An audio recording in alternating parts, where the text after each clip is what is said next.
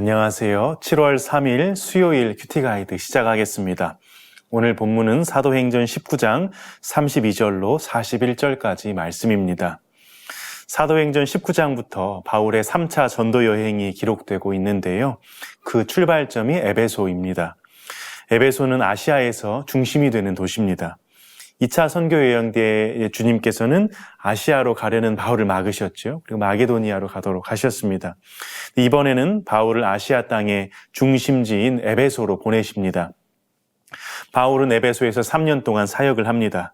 그의 전도 여행 기간 중에 가장 길게 머물렀던 도시가 바로 이 에베소입니다. 바울이 에베소에서 성실하게 복음을 전했습니다. 그러자 많은 신자들이 생겨났고 지금까지 행해오던 그 미신적인 관습을 버리고 또 전문적으로 주술을 행하던 자들이 주술과 관련된 책들을 모두 불사르고 예수 그리스도를 믿는 일들이 일어났습니다. 에베소인들은 이제 더 이상 사람의 손으로 만든 우상을 우리가 섬길 필요가 없다. 이런 인식들이 생겨났고 전파가 된 거예요.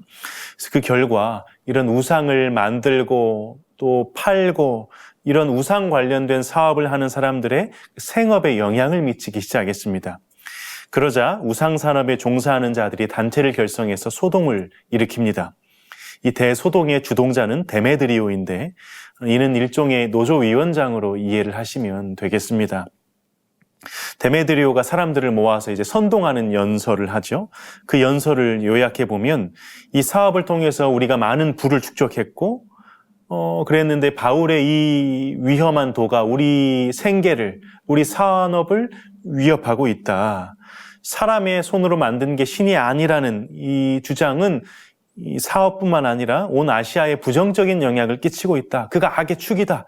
이러한 연설을 통해서 그 동료들, 은장색들을 그 동료들과 시민들이 분노로 가득 차서 이 소동을 일으키게 됩니다. 그들은 크다 에베소 사람의 아데미여 외쳐대며 행진했고 온 도시는 삽시간에 소란에 빠졌습니다.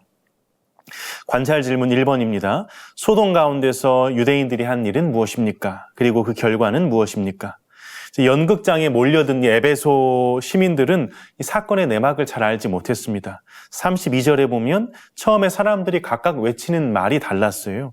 그러니까 왜 모였는지도 모른 채 그냥 모인 겁니다.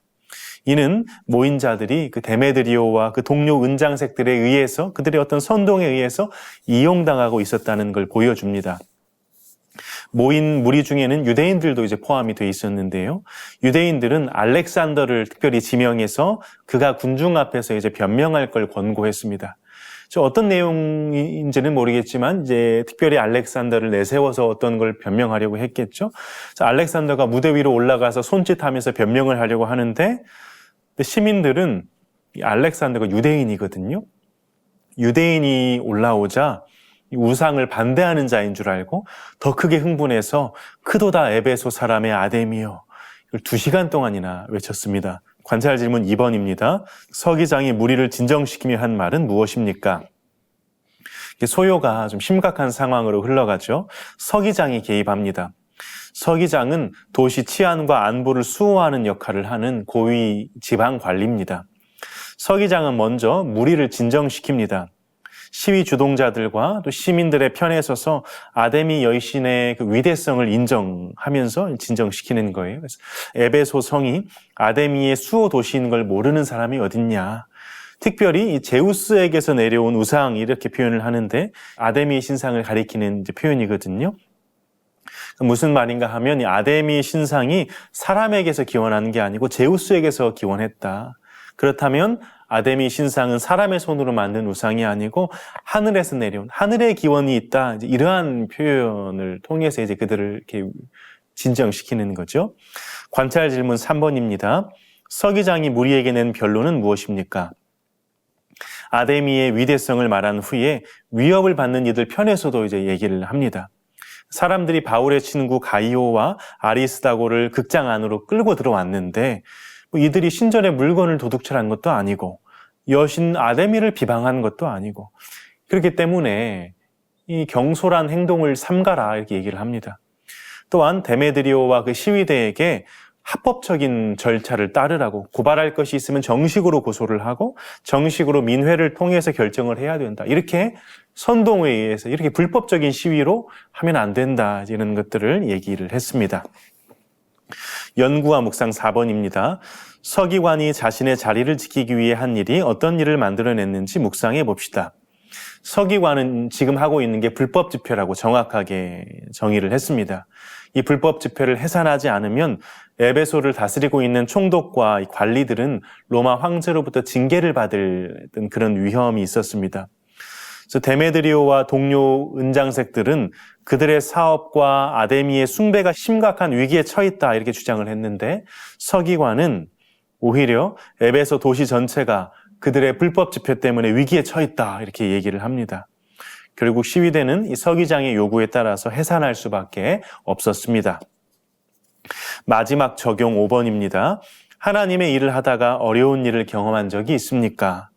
도우시는 하나님의 능력을 받기 위해 지금 내가 구해야 할 것은 무엇인지 생각해 봅시다. 하나님께서는 서기장의 지혜로운 연설을 통해 모든 문제를 원만하게 해결해 주셨습니다. 이러한 의미에서 서기장은 고린도 법정에서 바울에게 유리한 판결을 내렸던 이 갈리오 총독과 같은 역할을 한 거예요. 하나님이 합력해서 선을 이루어 주신 것입니다. 우리가 세상에 살면서 하나님에게 따지고 싶은 순간이 있을 수 있습니다. 내가 이러한 일을 당하는데 하나님 어디에 계시는가? 악한 자가 오히려 떵떵거리고 부자가 돼서 잘 살고, 하나님을 믿는 나는 왜 이런 어려움들을 당해야 하는가? 하나님 공의와 정의가 실패한 것처럼 보이는 현상에 대해서 항의하고 싶은 마음이 들 때도 있습니다. 그러나 그때에도 하나님은 성도를 외면하고 계시거나 능력이 없어서 쩔쩔매고 계신 게 아닙니다. 우리가 다 알 수는 없으나 그럼에도 하나님은 무엇인가를 행하고 계시고 또한 계속 행하실 것입니다. 그분은 그분의 백성들이 하나님 나라에 합당한 사람이 되도록 하기 위해서 잠시 고난당하는 걸 허용하셨습니다. 악한 자들이 일시적으로 승리하는 걸 허락하셨습니다. 그러나 결국은 하나님의 공의가 또 의로운 심판이 임할 것입니다. 우리는 불의밖에는 보지 못하는 상황과 세상 속에서도 하나님의 공의로운 심판의 표를 볼 수 있어야 하겠습니다. 성도는 그날을 기다리고 기대하며 살아야 합니다. 예수께서 다시 오실 때 우리 눈에 흐르는 눈물을 다 닦아주시고 천국잔치에 참여하며 참된 기쁨과 감격을 누리게 될 것이기 때문입니다. 성도에게는 이 소망만이 이 세상을 이길 힘이 됩니다.